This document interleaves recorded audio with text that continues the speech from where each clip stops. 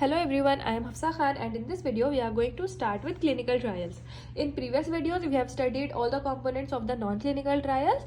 अब हम स्टार्ट करेंगे with clinical trials. Clinical trials basically क्या होते हैं, जब हमारी कोई फार्मास्यूटिकल प्रोडक्ट बन के रेडी हो जाता है तो उसके बाद हम उसे सबसे पहले लैब में टेस्टिंग करते हैं और हमारी एनिमल्स तक टेस्टिंग करते हैं. फिर जब हमें कम्प्लीटली हम श्योर हो जाते हैं कि ये जो हमारी ड्रग है ये नंबर 1 सेफ है एंड नंबर 2 इफेक्टिव है, तब जाकर हम उसे लेकर जाते हैं ह्यूमंस पर. और ये जो ह्यूमंस पर उसके ट्रायल्स होते हैं उन्हें हम बोलते हैं clinical trials. Okay, clinical trials are prospective biomedical और behavioural research studies on human participants designed to answer the specific questions about the biomedical or behavioral inventions, including new treatments and known interventions that warrant further study and comparison.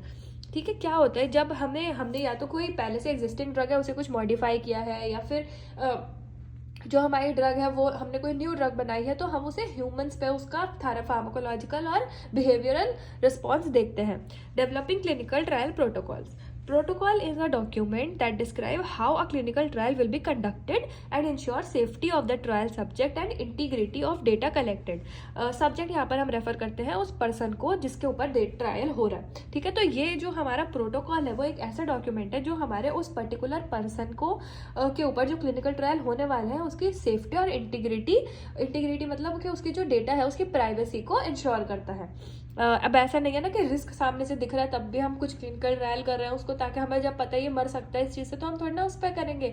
तो हमें ये protocol है कि हमें make sure करना है कि जब हमारी पूरे हम श्योर हो गए हैं कि ये एक सेफ चीज़ है तभी हम उसे क्लिनिकल ट्रायल पर लेकर जा रहे हैं. और हमारा वो जो पर्सन है, जो सब्जेक्ट है, उसकी जो प्राइवेसी है, उसकी जितने भी डेटा है, इन्फॉर्मेशन है, वो हमें मतलब सेफ रखना है. किसी को भी ऐसा नहीं है कि किसी को भी पता चल सकता है.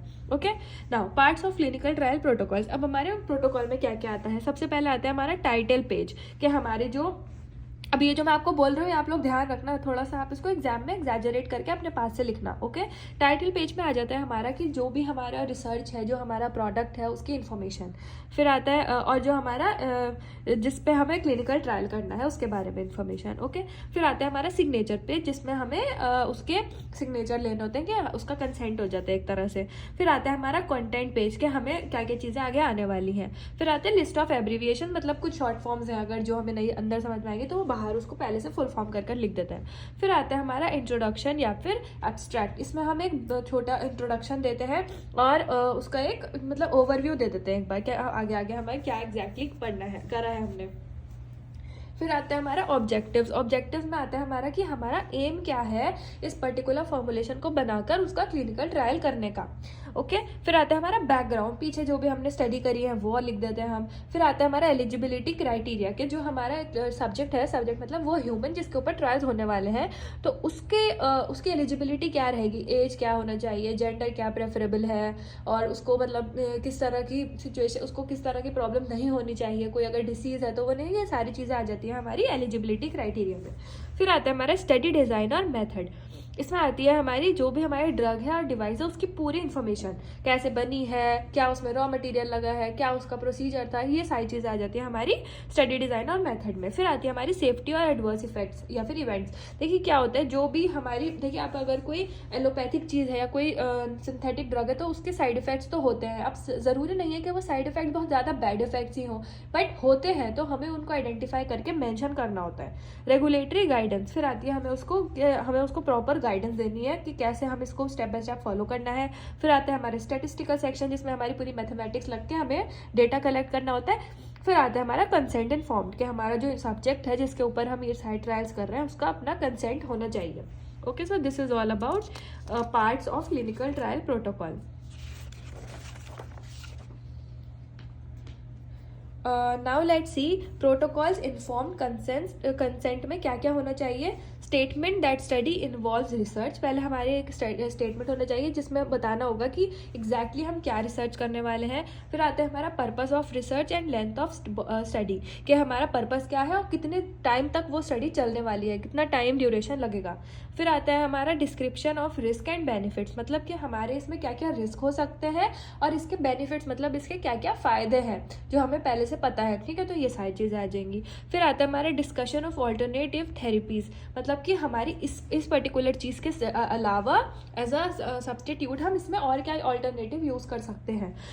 फिर आता है हमारा कॉन्फिडेंशियलिटी पॉलिसी। कॉन्फिडेंशियलिटी पॉलिसी जैसे मैंने पहले भी आपको बताया कि ऐसा नहीं है कि जो हमारा सब्जेक्ट है उसकी इन्फॉर्मेशन हम हर किसी को बता दें, ऐसा नहीं होगा। जो हमारा सब्जेक्ट है, जो अपना कंसेंट देकर अपने ऊपर ट्रायल करवा रहा है, उसकी जो इन्फॉर्मेशन है, डेटा है, वो प्राइवेट रहेगा, ठीक है, वो कॉन्फिडेंशियल रहेगा और वो ऐसे ही किसी को भी डिस्क्लोज नहीं कर सकते।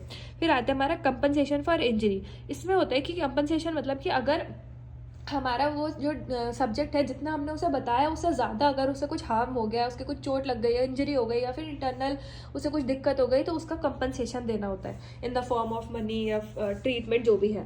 फिर आता है हमारा कॉन्टैक्ट फॉर फर्दर क्वेश्चंस और इन्फॉर्मेशन, मतलब कि अगर आगे कुछ क्वेश्चन या इन्फॉर्मेशन लेनी हो तो हमें कैसे कॉन्टैक्ट करना है, तो वो कॉन्टैक्ट दिया हुआ होता है उसका, उस सब्जेक्ट का। फिर आता है हमारा स्टेटमेंट ऑफ वॉलंटरी पार्टिसिपेशन। फिर हमारा ये सबसे इम्पॉर्टेंट पार्ट होता है कि जो हमारा सब्जेक्ट है वो अपने मन से ही ये चीज़ में पार्टिसिपेट कर रहा है, तो उसका स्टेटमेंट है कि हाँ मेरी मतलब I am voluntarily applying for it, doing it, और उसमें आता है उसका वॉलंटरी स्टेटमेंट। ओके, अब टूल्स फॉर बेटर राइटिंग में आ जाते हैं हमारे। Working too long on a protocol में habituate eyes and brains to mistake simply because they have been there all long. ठीक है, तो इसमें पहले हम क्या क्या हमें अवॉइड करना है। Document should be checked by automatic software. हमारा जो डॉक्यूमेंट है वो ऑटोमेटिक सॉफ्टवेयर कोड से हमें चेक करवाना है। और the document should be the proof red, मतलब कि एक बार जब हमारा डॉक्यूमेंट बन गया तो हमें उसे दोबारा से रीचेक करना है। प्रूफ रीडिंग मतलब दोबारा उसे चेक करना। ठीक है, सो ये हो गया हमारा सारा डेवलपिंग क्लिनिकल ट्रायल्स के प्रोटोकॉल और उसके पार्ट्स।